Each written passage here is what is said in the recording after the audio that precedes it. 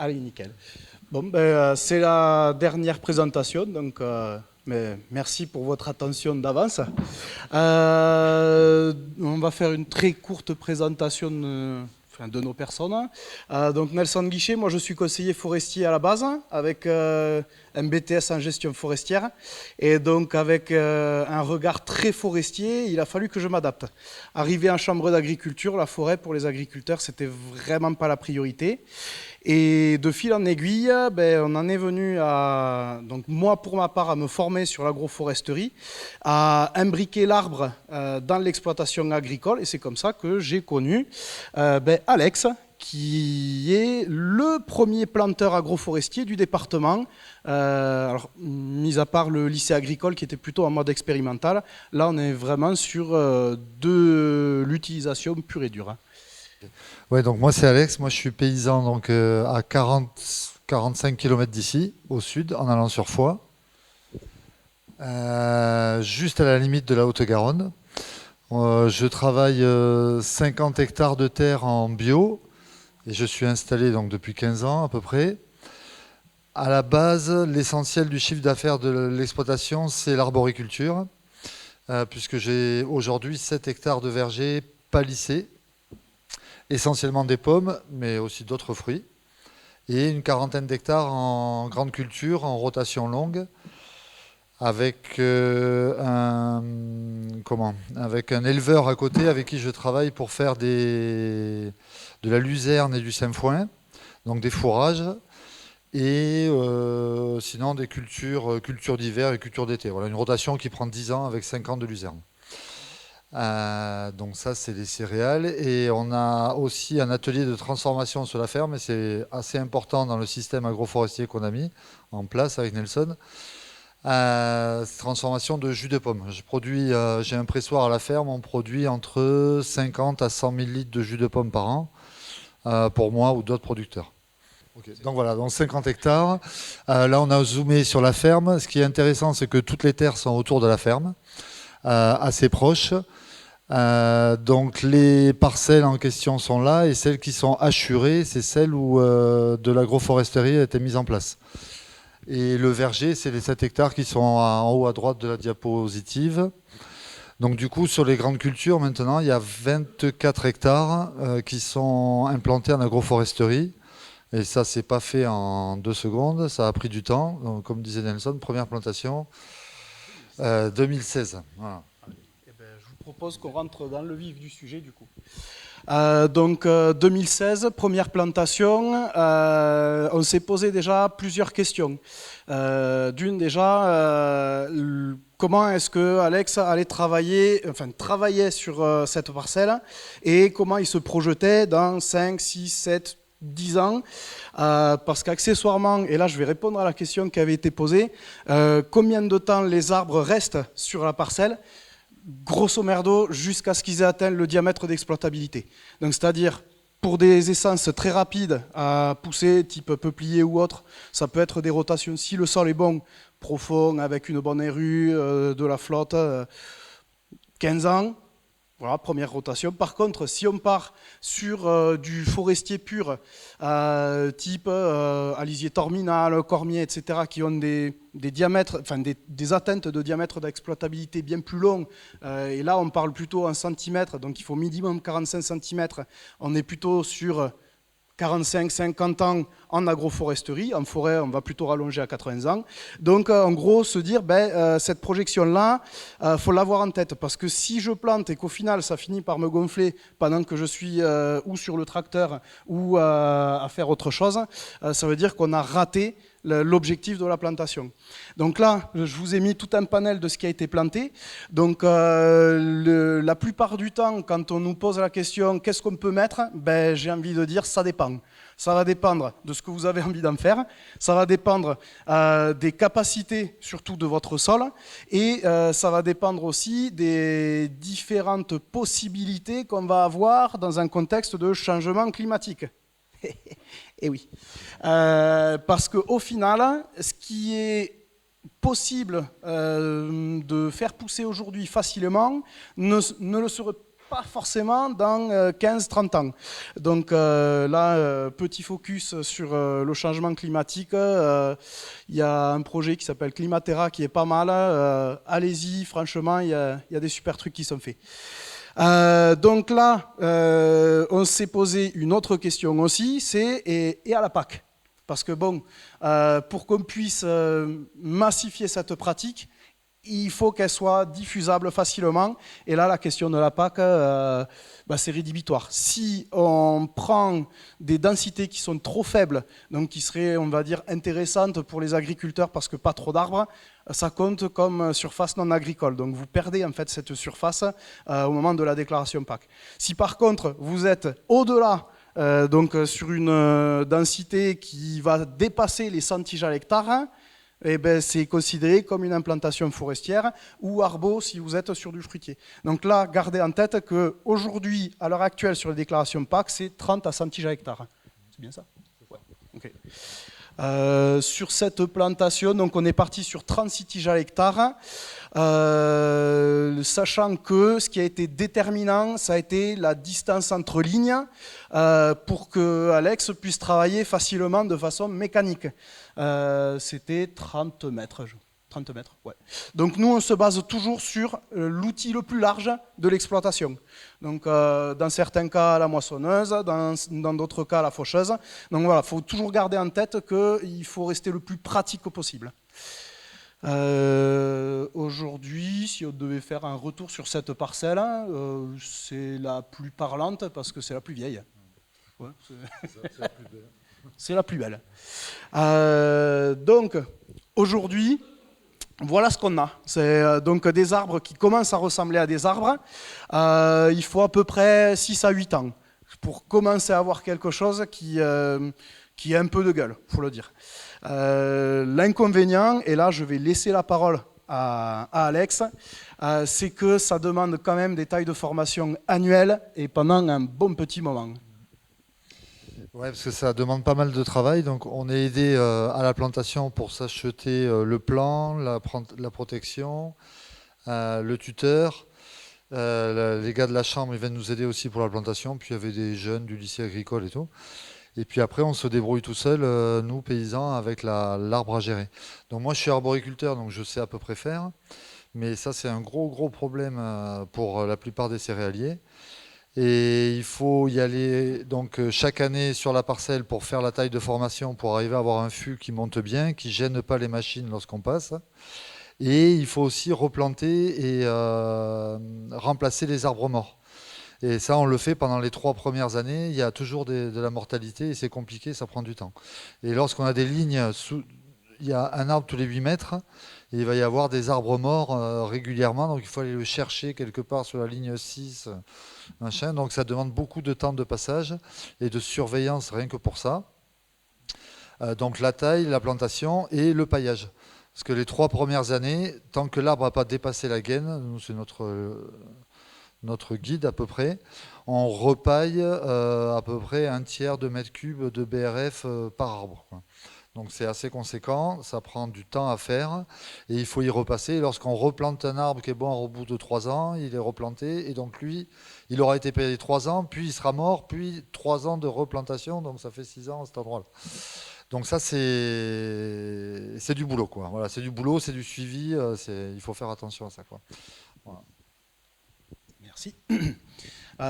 Donc là, vous avez quelques points sur les objectifs de la parcelle. Et en fait, on voit qu'au fur et à mesure, déjà, on a densifié un peu les plantations. Donc là, on est sur une seconde plantation qui a été faite en 2019. Vous aurez une carte à la fin de tout ce qui a été planté avec toutes les années. Ça ne correspond pas à ce que vous avez sur le livret, parce que je me suis planté quand j'ai envoyé à Marie le diapo. Donc, on vous l'enverra par mail.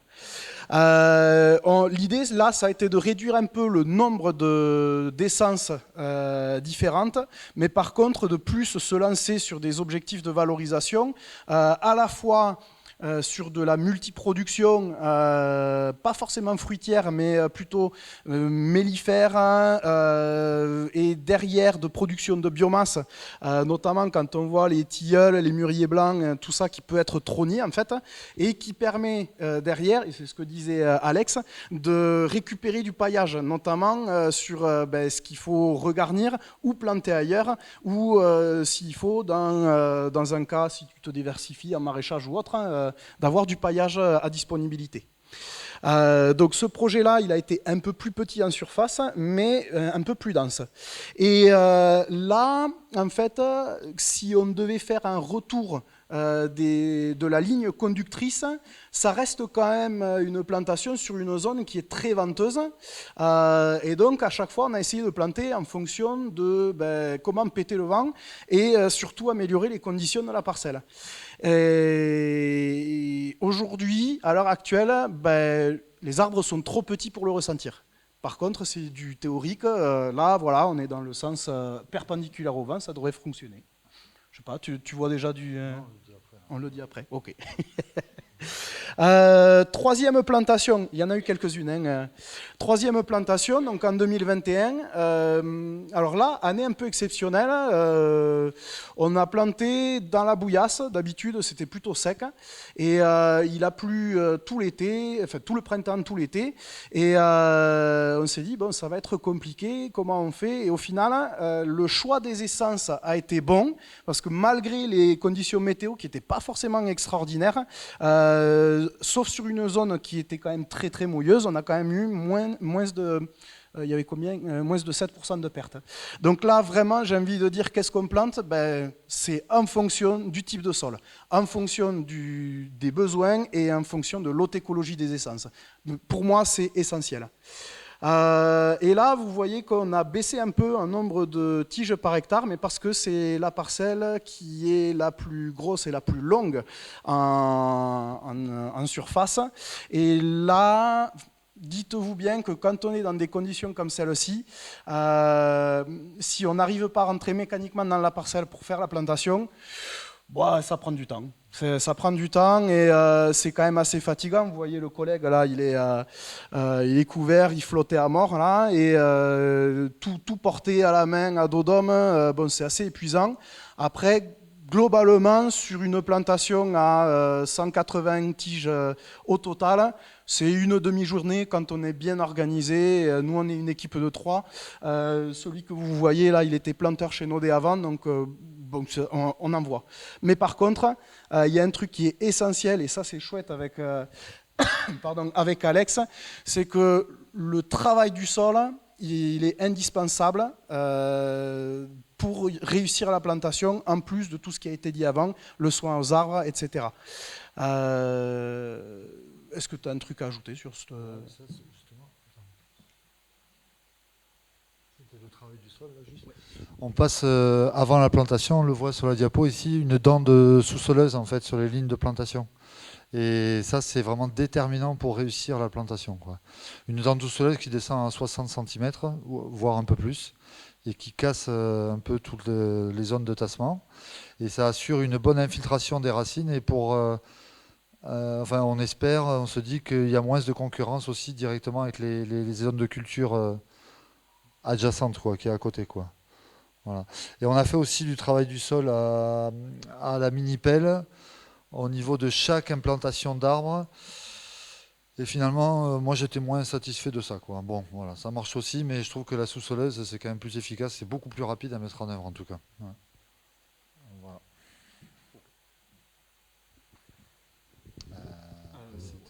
Alors c'est donc la parcelle précédente. Pourquoi est-ce qu'on a planté là-dessus? Donc l'objectif principal là, c'était de structurer la parcelle et notamment d'arriver à circuler facilement et correctement. Il y avait un volet mellifère parce que ton frère s'est installé à ce moment-là en apiculteur, et donc c'est pour ça que là on avait une réflexion un peu plus poussée sur ce volet-ci. Alors on voulait vous donner des photos de la parcelle actuellement. Suite au piratage, j'ai pas réussi à la retrouver. Donc, voilà, imaginons. Alors, vous pouvez aller voir les parcelles chez Alex à 45 minutes d'ici. Dernière plantation, qui date d'il n'y a pas si longtemps que ça, à 30 tiges à l'hectare. Et là, en fait, on est sur une poursuite de la plantation, de la seconde plantation, notamment vis-à-vis d'une acquisition de foncier. Alors, cette question-là, je fais un petit focus dessus. C'est toujours plus facile de planter quand l'agriculteur est propriétaire, mais c'est toujours faisable s'il est fermier de la propriété, à condition d'avoir une trace écrite de l'accord du propriétaire. Honnêtement, nous, on préfère que les projets se fassent directement chez l'agriculteur qui est propriétaire du terrain. Parce qu'après se pose la question de c'est l'agriculteur qui a investi, mais il n'est pas propriétaire des arbres, il est propriétaire des branches, et c'est comme ça que sont apparues les trognes en fait dans l'histoire de l'arbre paysager. Donc globalement, dites-vous bien que dans des projets agroforestiers, si l'objectif c'est de faire du bois d'œuvre, vaut mieux être propriétaire du terrain. Donc aujourd'hui, en fait, sur cette plantation-là, il y a une petite innovation qui a été proposée directement par Alex. C'est notamment la protection. Alors actuellement, les protections, c'est du plastique. C'est ce qu'on a de plus efficace, que ce soit en forestier ou en agroforestier. C'est des mailles qui font 20 à 40 cm de diamètre et qui ont une durée de vie de plus de 15 ans.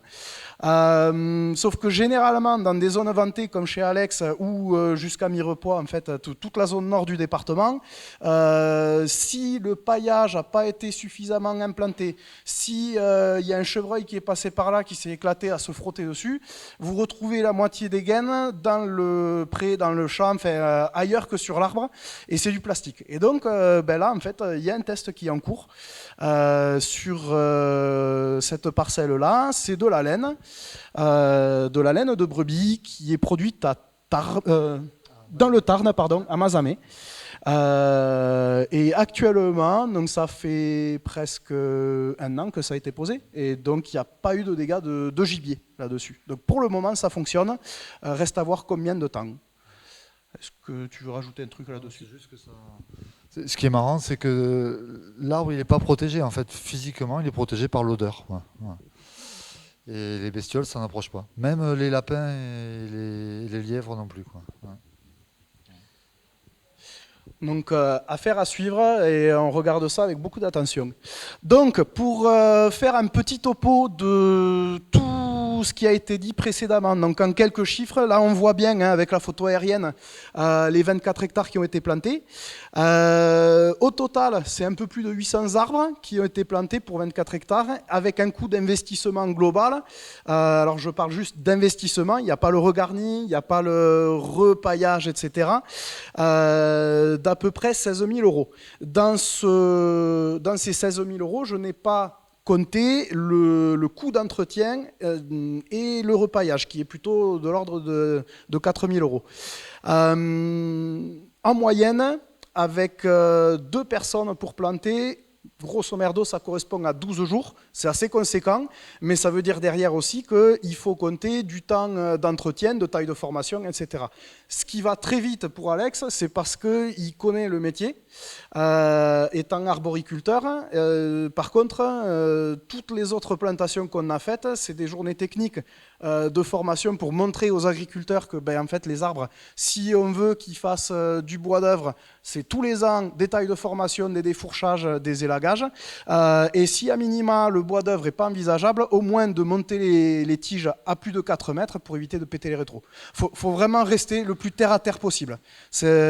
Et en fait, ne serait-ce que ce travail-là, si on ne l'a pas en tête, on peut avoir des personnes qui risquent d'être déçues en se disant, d'une déjà, moi tu m'as promis des services écosystémiques, je ne les vois pas.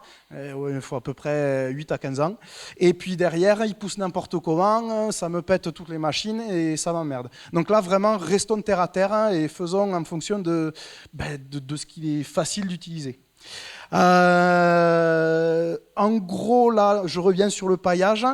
Les 3 premières années sont essentielles. Pourquoi ? 2 raisons. La première, c'est que le paillage permet de lutter à la fois contre les adventices qui vont concurrencer les plants, mais aussi de conserver un peu d'humidité.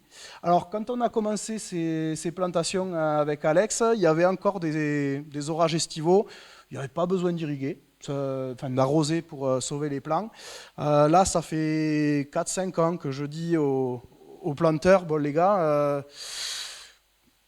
ce qui était avant une norme n'existe plus, donc il est possible qu'on ait des étés pourris comme des étés totalement secs, et donc là maintenant, il ne faut pas hésiter à préconiser 1 ou 2 arrosages par été si on voit que vraiment là, les tiges tirent la gueule, et ça c'est très facile à voir, les feuilles jaunissent et les rameaux de l'année se flétrissent. Et ça ne veut pas dire que le plant va crever, mais si vous voulez qu'il soit vigoureux et qu'au bout de 3 ans, il n'y ait plus besoin de l'arroser, il va falloir l'aider pendant ces 3 ans. Et dans un contexte comme celui-ci, c'est 20 à 50 litres par arbre, une fois par mois, sur 2 mois. Ça va, c'est correct.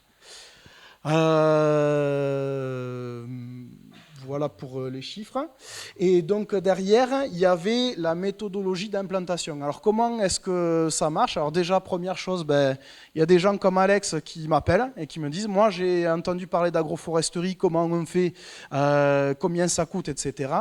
Avant de répondre à tout ça, c'est quand même un peu partout. Si vous allez chez le médecin en disant j'ai besoin d'un Doliprane, sans qu'il ait fait de diagnostic, ça va être compliqué. Donc la première des choses, et pour moi la plus importante, c'est le diagnostic. Qu'est-ce que tu veux, de quoi tu as besoin et qu'est-ce qu'on peut faire chez toi. Ensuite, et ça c'est pas négligeable, le dossier de subvention. Aujourd'hui, 100% des parcelles agroforestières qui ont été accompagnées en Ariège ont été subventionnées. Sans ça, en fait, ça coûte trop cher. Aujourd'hui, on est à un coût d'implantation tout compris, donc depuis le travail du sol jusqu'à la mise en place du paillage, y compris les heures travaillées de l'agriculteur, il faut compter à peu près 25 € par plan en grande culture, et en élevage, vous mettez un surcoût avec les protections cheptel, qui montent pratiquement à 45 € par plan. Une fois que... Hein, tout est avec subvention, là.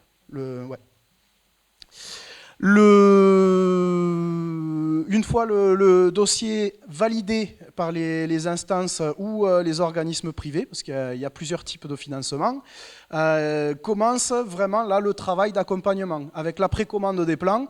L'idéal, c'est 9 mois avant, notamment en ce moment où on a des grosses pénuries suite à diverses actions, soit des très fortes plantations qui n'avaient pas été prévues au sein du territoire national, et aussi quelques aléas climatiques, notamment des graines qui gèlent. Là, ça fait 2 ans d'affilée où en fait, soit les graines ont gelé, soit au moment de la fructification, vous avez des graines qui n'arrivent pas, ou des fleurs qui n'arrivent pas à maturité. Une fois qu'on a réservé ça, on fait un piquetage, donc ce qui était expliqué tout à l'heure par Alex. Dans un cas, par exemple, de travail de sous-solage en plein, c'est un piquetage qui va être uniquement sur les emplacements des lignes, début, milieu, fin. Et quand on fait du poté travaillé, donc travail du sol plan par plan, là, on se fade vraiment à l'emplacement directement. Ce travail-là, en fait, si on le réalise correctement, ça déroule ensuite pour la suite, le travail du sol, la plantation, le recensement de mortalité et enfin la taille de formation. Je vous ai mis les étapes sur la flèche. Entre le diagnostic et la première taille de formation, il y a au moins 2 ans. Et entre le premier diagnostic et la plantation, il y a au moins 1 an, et ça c'est dans le meilleur des cas. Donc souvent quand on m'appelle au niveau de l'automne pour me dire je veux planter cet hiver, ne soyons pas hâtifs. Voilà, il vaut mieux asseoir le projet, le faire correctement, que ça corresponde bien, et puis surtout d'un point de vue purement logistique, être sûr d'avoir tout ce qu'on souhaite, les plants, le paillage, etc. Alors l'avantage que tu as toi, c'est que tu es ton propre producteur de paillage avec l'acumen environnemental et Vallée Qatar. C'est quoi? C'est tes haies, non? Ouais, c'est les haies et ça commence à être l'agroforesterie. Maintenant, on va commencer à tailler les trognes cette année.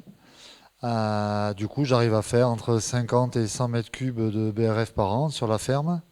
Du coup, je paille mon verger, je paille l'agroforesterie et on va commencer à faire de l'amendement en grande culture aussi avec du BRF, en mélange avec du fumier. Voilà, donc ça, là, ça commence à être intéressant sur l'autonomie de la ferme, voilà, mais ça prend du temps. Ça prend au moins 10 ans d'arriver à là, quoi. Et donc, ce qui nous intéresse aujourd'hui, c'est surtout de savoir qu'est-ce qu'on observe sur les différentes parcelles. Et là, je vais laisser la main directement. Donc, qu'est-ce qu'on a mis sur cette diapo? Oui, ce qu'on voit aujourd'hui vraiment clairement, c'est autour des arbres déjà, très proche, donc d'un rayon de quelques mètres, de 1 à 3 mètres. On a une très très bonne amélioration de la pénétration de l'eau dans le sol. Voilà. Donc surtout la première parcelle qu'on a plantée en 2016, c'est une zone où on avait à peu près à 60 cm là, des endroits où on avait de l'eau qui ne s'infiltrait pas en profondeur.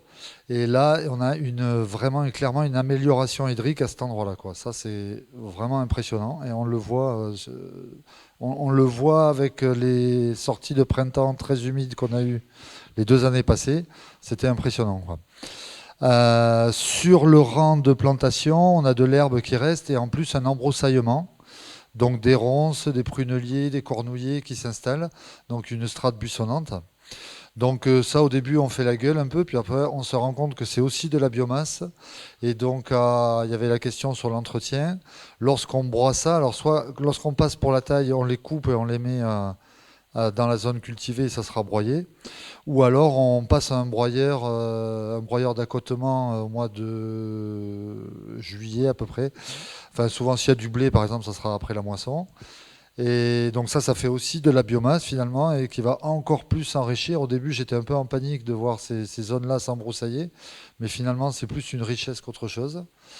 Et du coup, c'est des endroits où la matière organique s'enrichit énormément. Et ça, on le voit notamment avec maintenant les dépôts de feuilles qui commencent à être conséquents. Et ce que nous a dit le collègue de l'INRA là, tout à l'heure, là, c'est que quand même ça remonte des racines qui descendent à 4 mètres. C'est pas en concurrence avec le blé ou les cultures annuelles. Et du coup, par contre, ça fait des feuilles qui tombent au niveau des cultures annuelles. Donc, bon, on n'a pas fait de mesures, il faudra qu'on le fasse quand même, des mesures de matière organique à ces endroits-là. Alors après, les arbres sont encore trop petits parce que l'interrang, c'est 30 mètres, ils ne se touchent pas encore, hein. Donc pour l'instant, il n'y a pas de baisse de rendement. Mais sur la parcelle, en général, on voit des nouveaux oiseaux arriver, voilà. Et notamment, on a vu la dernière fois des eudicmènes criards, là, c'est des oiseaux qui marchent et qui couvent au sol. Et qu'en céréales, qui ont disparu complètement. Et le fait qu'il y ait ces bandes enherbées, là, ça joue vachement. Voilà. Et puis après, nous qui travaillons tous les jours là-dedans, et surtout quand on est en tracteur, d'avoir des cases dans le paysage et une diversité, bah, c'est un vrai plaisir, quoi. Voilà. Donc ça, c'est vraiment intéressant de changer, parce que je vous dis 45 km, c'est dans la morne plaine de l'Ariège, là. On est entre les gravières et la maïsiculture intensive, finalement, d'avoir un peu d'arbres et de buissons, mais ça change un peu notre quotidien à nous, quoi, et de nos voisins aussi. Et le point négatif en bio, c'est qu'on peut plus, sur des parcelles, on peut plus croiser le travail du sol facilement, ou c'est un peu compliqué. Et ça, c'est un problème dans la lutte contre les adventices. Des fois, c'est bien de pouvoir travailler en croisée, et là, on a beaucoup plus de mal à le faire avec le travail en ligne, se fait tout le temps, quoi. Voilà. Ah ouais, et si c'était à refaire, c'est moi aussi? Ou c'est toi ça? C'est moi, c'est moi. Ouais. Ah ok, super. Ah, si c'était à refaire, j'aurais fait, c'est ce que je dis, le troisième point, là, je planterais encore plus tôt. Voilà. Bon, comme dit Nelson, il faut quand même réfléchir les choses, elles se font doucement, tout ça, ça prend du temps. Mais finalement, je me suis installé en 2010, j'aurais dû planter en 2011, quoi. Vraiment le faire plus tôt que ça, vu comment ça transforme en fait les alentours de la ferme. Et je planterai, ce que je mets le quatrième point là, je planterai plus de plants, notamment des arbustes entre les rangs. Voilà, je pense que ça, il y a tout à fait la place pour ça, quoi. Voilà. Et après, il faut faire attention au matériel qu'on utilise, notamment le plastique, c'est quand même une belle merde, on en retrouve partout. Et les tuteurs, il faut vraiment des tuteurs de qualité aussi. Quand vous voyez le collègue en train de planter avec une masse, c'est ça qu'il faut, quoi. Des vrais tuteurs qui tiennent, hein, parce que sinon ça marche pas, quoi. Et après, qu'est-ce qu'on a? On a fini. Et donc là, c'est la fin. Donc derrière, la grande question qu'on se pose en ce moment, c'est comment est-ce qu'on arrive à massifier les pratiques, surtout quand, au final, ça vient quand même réduire la surface de production effective de n'importe quelle parcelle. Derrière, moi j'ai envie de dire que s'il n'y a pas d'accompagnement technique poussé des agriculteurs, c'est très compliqué pour eux de se lancer. Alors ce que disait Olivier sur sa présentation, on n'est pas forcément là dans une façon descendante, mais vraiment dans une co-construction avec l'agriculteur. Avec Alex, c'est exactement ce qui s'est passé, et pour tous les autres aussi. L'avantage, c'est qu'on a la possibilité d'avoir des structures qui sont compétentes et disponibles, quel que soit le type de structure. Donc tout à l'heure a été cité Agrouf, il y a des associations, il y a les chambres, voilà, il y a des compétences, il faut les utiliser. Aujourd'hui, il y a des financements qui sont disponibles et des subventions, et je pense que si on arrête les subventions, malheureusement, il y aura peu de plantations qui seront faites, parce qu'aujourd'hui, la plupart de ceux qui ont planté, ce sont les personnes qui sont convaincues. Donc, j'ose pas imaginer si on devait aller présenter ce type d'investissement à des personnes non convaincues, sans possibilité de financement. Voilà. Et donc, toi, tu avais souligné quand même le reste à charge pour l'agriculteur, qui reste quand même assez conséquent. Aujourd'hui, il faut compter à peu près 40% d'autofinancement. Ça reste quand même assez lourd sur des très grosses plantations. C'était la fin de notre présentation. Merci. Très, très, très intéressant comme témoignage. Merci à vous. Et j'ai ramené un truc de l'agroforesterie, c'est du jus de pomme coin qui vient de la parcelle agroforestière. Voilà, super. Pour ça, on ne fait pas que du blé, du soja et tout ça, on fait aussi des fruits. Super, merci. Oui, ça accompagnera les pâtes et l'huile. Voilà. Des questions, j'imagine, plein de questions.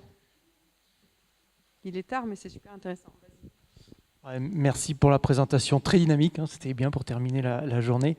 J'avais une question, moi c'était, je reprenais, je ne sais plus lequel, c'était en 2021 quand je vois là sur les 9 hectares, vous avez mis tout un paquet d'essences.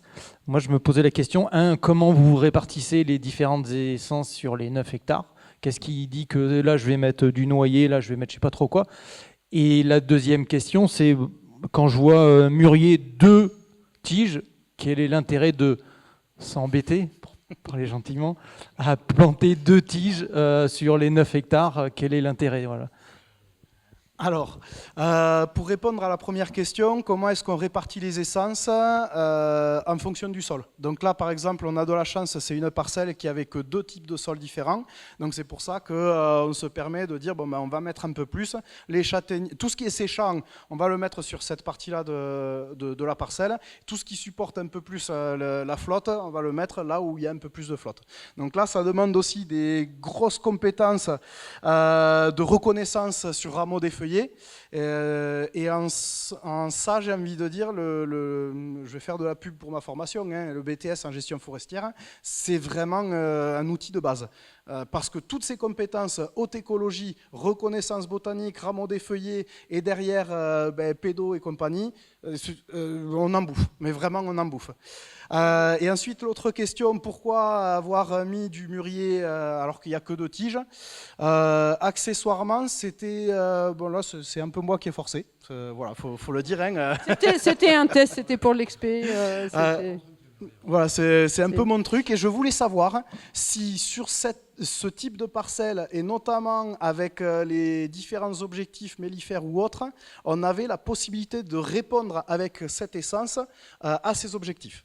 Voilà, c'est pour ça qu'on n'en a pas mis beaucoup, mais plutôt dans un volet expérimentation. Alors 2, c'est pas beaucoup, mais moi je regarde plutôt ça à l'échelle du système. On en a mis d'autres ailleurs, et voilà, l'idée c'est plus expérimental, voilà, se faire plaisir. Juste pour savoir, vous avez prévu, il y a un objectif de valorisation des fruits, parce que je vois qu'il y a un certain nombre de fruitiers au milieu des arbres, il y a même du tilleul, des choses comme ça. Vous avez un objectif vente directe derrière ou pas forcément? Il y a ça. Oui, ça j'ai vu. Comme j'ai un pressoir à la ferme, alors tous les fruits, pommier, poirier, cognacier, surtout c'est ça. Il y a châtaignier aussi. C'est des arbres de haute tige, parce que moi j'ai un verger de 7 hectares palissé, donc c'est sur fil de fer, et c'est des petits arbres, enfin qui font 3 mètres de haut, 4 mètres. Là c'est des grands arbres, des francs, et qui vont faire 15-20 mètres de haut, donc c'est pour ramasser des fruits au sol en fait. Avec des sélections, c'est des arbres que j'ai greffés, avec des espèces à queue courte qui tombent facilement et qu'on puisse ramasser au sol. Donc c'est vraiment pour la valorisation à transfo, en fait, pour transformer ça. Mais c'est pas négligeable parce qu'on a une demande de jus de pomme nous, qui est énorme et qu'on n'arrive pas à satisfaire. Et du coup, d'avoir certaines années des très bonnes productions sur des arbres de haute tige, ça peut être intéressant et on stocke en jus de pomme parce que lorsqu'on fait du jus, on le stocke pendant 3 ans. Voilà. Donc avec des DLUO qui durent 3 ans. Et après, l'autre valorisation, c'est pas des fruits, c'était la partie mellifère, là, la parcelle, la plantation qu'on a fait en 2021. Là. Et là, il y a mon frère qui a 150 ruches sur la ferme. Et l'idée, c'est que lui, bon, il est dans le verger, mais à partir du mois de juin, c'est la morne plaine, c'est la sécade sur la plaine. Et au lieu de devoir systématiquement transhumer les ruches en forêt, dans le piémont ou carrément à la montagne, eh ben, c'est d'essayer de les garder le plus possible sur place. Et du coup, il n'y a que les arbres qui peuvent faire ça. Alors sinon, moi, je plante du tournesol, on plante des cultures mellifères aussi, des annuelles, mais ça demande toujours des plantations. Alors que les arbres, c'est chaque année, on les a sur place et c'est pérenne. Donc ça, c'est beaucoup plus intéressant et beaucoup plus facile de les avoir tout le temps. Et il y a des arbres qui ne sont pas sur la liste ici, qu'on a plantés malgré tout. Qui au départ n'étaient pas autorisés, parce que alors, la liste a changé dans les espèces autorisées. Avant, on n'avait pas le droit à certaines espèces, notamment par exemple le févier d'Amérique qui fleurit au mois de juillet, mais qui n'était pas autorisé parce que ce n'était pas une espèce locale. Et aussi le Sophora japonica qui fleurit en août ou en septembre, qui est très mellifère, c'est des légumineuses ces arbres-là, mais qui n'étaient pas autorisés dans la liste des arbres. Donc on les a pas mis, moi je les ai achetés et je les ai plantés quand même. Voilà. Et il n'y a pas eu de contrôle jusqu'à maintenant. Hors des financements, je tiens. Ouais, ça c'est hors financement. Mais Nelson était d'accord. Hein. Voilà. Il était pour. Et juste pour faire un dernier point sur la valorisation en bois d'œuvre, alors oui, elle est possible, mais il faut apporter un soin particulier. On parle, donc je l'ai dit, de diamètres d'exploitabilité qui sont atteints selon différentes échelles. Et pour vous donner un ordre d'idée, en forêt, on considère que pour avoir une bille de bois d'œuvre, il faut minimum 4 mètres de bille sans fibre torse, avec du bois droit, sans nœud, donc ça veut dire sans branche. Donc quand je vous dis il faut un soin particulier, c'est-à-dire que pour avoir des diamètres qui dépassent les 45 cm avec ces conditions-là, ça veut dire que dès le début et jusqu'à la fin de l'arbre, donc jusqu'au moment d'exploitation, il faut y être. Voilà, donc c'est du travail, c'est possible, mais c'est beaucoup de travail. Alors derrière, est-ce qu'on parle de rentabilité ? Je ne pense pas, mais par contre, la qualité peut se faire si on y met du temps. Ouais, une question concernant les sources de financement de ce type de projet. Tu as dit qu'il y avait des financements privés ou publics. Est-ce que tu peux détailler ce qu'il y a, ce qu'il y aura ? Alors, actuellement, on peut diviser en 2 grandes familles les financements. On a d'une part les financements privés qui sont plutôt via du mécénat. Donc quand vous avez des fondations comme Yves Rocher avec Good Planet, Airbus aussi qui donne pas mal de sous sur ce type de plantation, c'est repartagé en fait sur les dossiers avec le soutien, enfin avec l'aide pardon de certains organismes comme par exemple l'Association française d'agroforesterie, qui donc contacte les techniciens accompagnateurs pour que derrière on puisse déposer ces dossiers-là.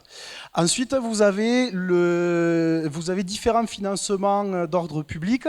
Ils peuvent être régionaux, nationaux. Vous avez par exemple à l'échelle nationale le Pacte pour la haie. Et tout ça, en fait, c'est ce qui va nous permettre, en fonction des différents types de projets, de basculer sur un financement d'un type ou d'un autre.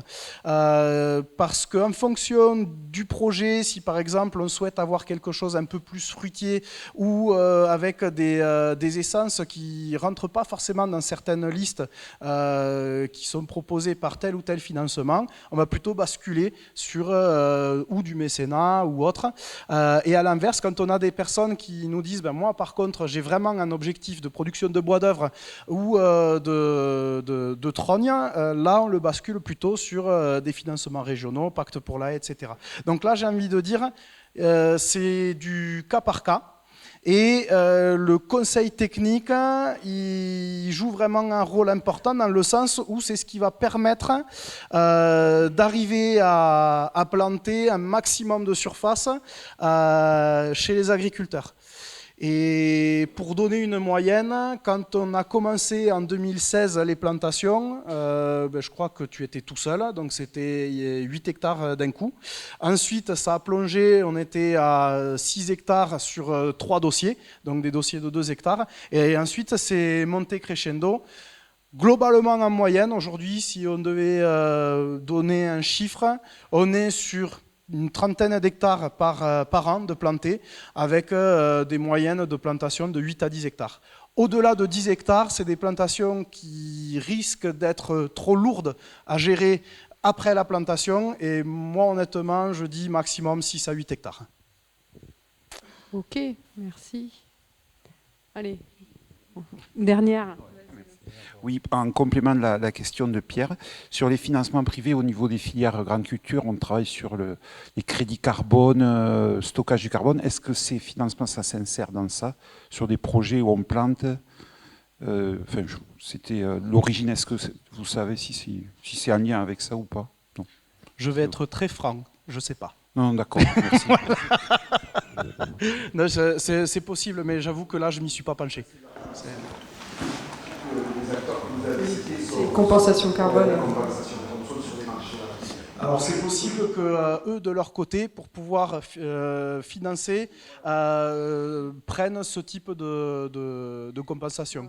Mais étant donné que c'est pas forcément notre rôle, nous on dépose les dossiers, ils nous disent ouais c'est bon, ça passe, c'est finançable. Je pense que c'est pas dans les mêmes marchés. Enfin, je suis pas spécialiste, mais je pense que c'est pas les mêmes marchés carbone. Ok. On arrête là. Merci beaucoup. Merci à vous. Ouais, très très intéressant. Bravo à vous, bravo à tous. On arrive à la fin de la journée. Je vais laisser la parole à Pierre. Donc, je vais conclure, ça va être très rapide. Merci à tous d'avoir assisté à la journée. Il y a une enquête de satisfaction, je crois, non, c'est ça ? Oui. Ouais, t'as vu comment je suis parfaite.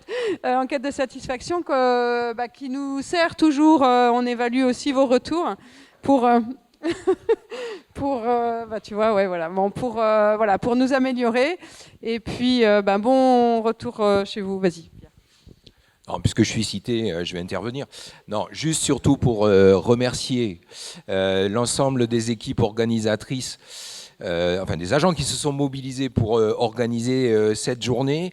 Voilà, donc Marie Boitelet, bien sûr, parce qu'elle est sur toutes les publications. Elle était un peu cachée, parce qu'elle est un peu handicapée aujourd'hui, mais elle se réparera pour la prochaine édition. Et puis, voilà, merci aux autres collègues de la Chambre régionale qui se sont mobilisés pour que cette journée se déroule le mieux possible et qu'on puisse vous accueillir ici. Et encore une fois, évidemment, merci à nos collègues Institut Technique pour la co-organisation de cette journée et encore un grand merci aux intervenants et surtout à vous, public, qui êtes restés jusqu'à la fin. Et à l'an prochain sûrement pour une nouvelle journée.